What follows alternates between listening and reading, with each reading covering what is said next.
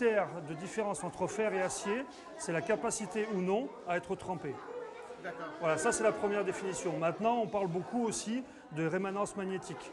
Quel est le matériau qui va garder une trace de l'aimantation ou pas? Les aciers gardent une trace d'aimantation, le fer ne le prend pas. Alors, la différence entre fer et acier, elle est de l'ordre de 0,01% de carbone. Donc c'est très fin. C'est pour ça qu'on parle beaucoup de nuances d'acier. Parce que la différence d'un élément à l'autre, elle est vraiment dans les nuances de pourcentage. Par contre, ce n'est pas du tout le même matériau. Ça, c'est aussi une des particularités de notre métier. C'est qu'on peut avoir à rien du tout de grosses différences dans les matériaux. Donc, quand on va avoir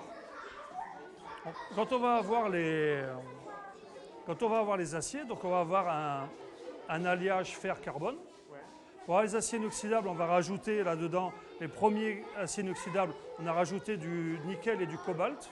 Alors, on connaît les noms parce que le chimiste qui a isolé nickel et cobalt comme des éléments particuliers, comme des éléments différents, a donné en fait le nom des nains, des Nibelungen, qui dans la tradition allemande protègent les mineurs.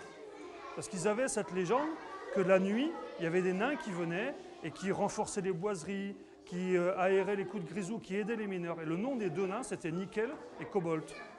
Et après, donc, le chimiste a donné le nom de ces deux métaux qui ont été les deux premiers identifiés en tant qu'éléments d'addition. On savait que certains minerais étaient inoxydables. Les premières traces, c'était au 6e siècle après Jésus-Christ, sur les traces archéologiques, mais ils ont été isolés comme éléments d'addition au 18e, si je me souviens bien. Et donc après, bon, maintenant les aciers inoxydables, c'est beaucoup plus complexe, puisqu'on rajoute donc les chromes, on rajoute le molybdène, et si on rajoute du tungstène, par exemple, on a des aciers inoxydables qui ont une grande résistance à la chaleur. Si on rajoute du titane, on a des aciers qui ont une grande résistance à la corrosion, etc., etc.